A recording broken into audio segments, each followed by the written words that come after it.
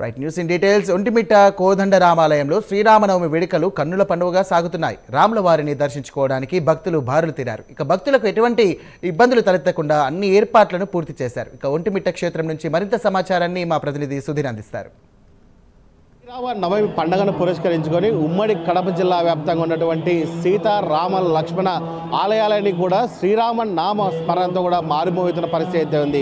అయితే ముఖ్యంగా చూసుకుంటే కనుక ఏదైతే రెండవ అయోధ్యగా పిలువబడేటువంటి ఒంటిమిట్ట ఏకశిలా నగరిలో అయితే కనుక శ్రీరామ నవమి ఉత్సవాలు అయితే కనుక అంగరంగ వైభవంగా జరుగుకోవచ్చు.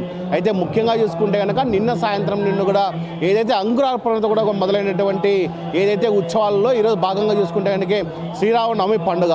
అలాంటి పండుగలో భాగంగా ఈరోజు మనం చూసుకుంటే కనుక ఏదైతే ఈరోజు ఉదయాన్నే ఇక్కడ బ్రహ్మోత్సవాల్లో భాగంగా కూడా ఈరోజు ధ్వజారోహణ కార్యక్రమం కూడా నిర్వహించినారు.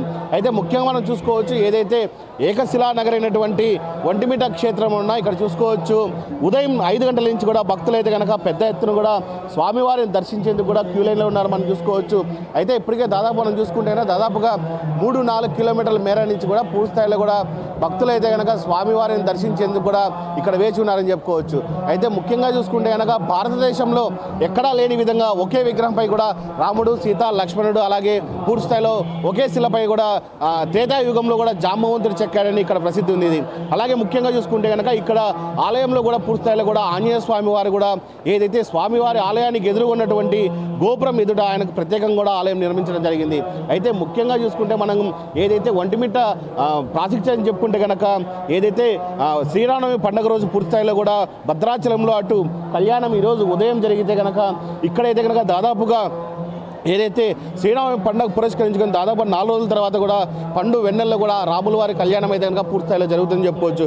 అయితే మనం చూసుకుంటే కనుక రాముడు సూర్యవంశానికి చెందినవాడు, అలాగే సీతమ్మదేవి కూడా పూర్తి స్థాయిలో చంద్రవంశానికి చెందిన నేపథ్యంలో కూడా ఏదైతే చంద్రుడు పూర్తి స్థాయిలో రాముడికి మామ కావడంతో కూడా పూర్తి స్థాయిలో ఆయన ఆజ్ఞాపి మేరకే పూర్తి స్థాయిలో కూడా ఆయన కళ్యాణం అయితే కనుక పున్నమి వెన్నెల్లో కూడా పూర్తి స్థాయిలో జరుగుతుందని చెప్పుకోవచ్చు. అయితే పూర్తి స్థాయిలో మనం చూసుకుంటే కనుక ఈరోజు శ్రీరామనవమి పండుగను పురస్కరించుకొని పూర్తి స్థాయిలో భక్తులు అయితే కనుక భారీ స్థాయిలో క్యూ లైన్లో కూడా ఇక్కడ వేచి ఉన్నారని చెప్పుకోవచ్చు. అయితే ఒక్కొక్క భక్తులు ఇక్కడ దర్శనం చేసుకునేందుకు కూడా పూర్తి స్థాయిలో దాదాపుగా 1 నుంచి 2 గంటల పై కూడా ఇక్కడ పడుతున్న పరిస్థితి అయితే మనం చూసుకోవచ్చు. ఇప్పుడు ఈ క్యూ లైన్లో ఉన్నటువంటి భక్తులందరూ కూడా దాదాపుగా 1-2 గంటల పై నుంచి కూడా ఇప్పటికే ఇక్కడ లోపల ఉన్నారని చెప్పుకోవచ్చు. అయితే ముఖ్యంగా చూసుకుంటే వీళ్ళందరికీ కూడా 3 గంటల పైనే దర్శనం పట్టేట్టుగా ఉందని చెప్పుకోవచ్చు. అయితే ఈరోజు ఉదయం నుంచి కూడా మనం చూసుకోవచ్చు స్వామివారికి నిత్య కైంకర్యాలతో కూడా పూర్తి స్థాయిలో కూడా అభిషేకాలు చేయడం జరిగింది. అభిషేకాల అనంతరం కూడా స్వామివారిని ప్రత్యేకంగా అలంకరించడం జరిగింది. ఆ అలంకరణను పూర్తి చేసిన తర్వాత వేద పండితులు కూడా మొత్తంగా భక్తులకు కూడా దర్శనం ఇచ్చేందుకు కూడా ఇక్కడ ఏర్పాటు చేశారని చెప్పుకోవచ్చు.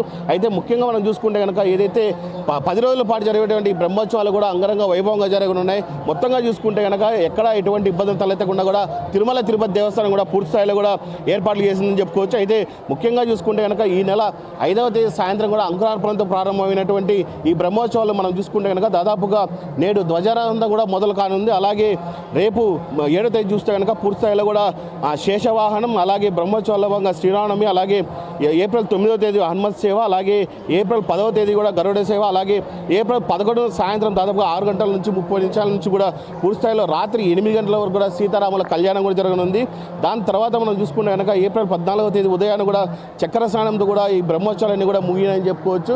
ఏదేమైనా మనం మొత్తంగా చూసుకుంటే కనుక శ్రీ ఒంటిమిట్ట కోదండరామస్వామి ఆలయంలో చూసుకుంటే కనుక పూర్తి స్థాయిలో ఇప్పటికే భక్తులు కూడా పెద్ద ఎత్తున క్యూ లైన్లో నిలబడే పరిస్థితి ఉంది. వీళ్ళందరికీ కూడా దాదాపుగా 2 గంటల నుంచి 3 గంటల సేపు కూడా దర్శనం పట్టే అవకాశాలు ఉన్నాయి. ఇప్పటికే మనం చూసుకోవచ్చు ఆలయం లోపల కూడా పూర్తి స్థాయిలో కూడా ఇప్పుడే సీత, రామ, లక్ష్మణ పూర్తి స్థాయిలో కూడా స్వామివారిని అలంకరించే పరిస్థితి అయితే ఉంది.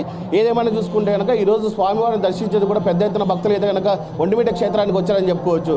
ఒంటిమిట్ట క్షేత్రం నుంచి వీడియో జర్నలిస్ట్ రాగేష్తో సుధీర్, ప్రైమ్ న్యూస్, కడప.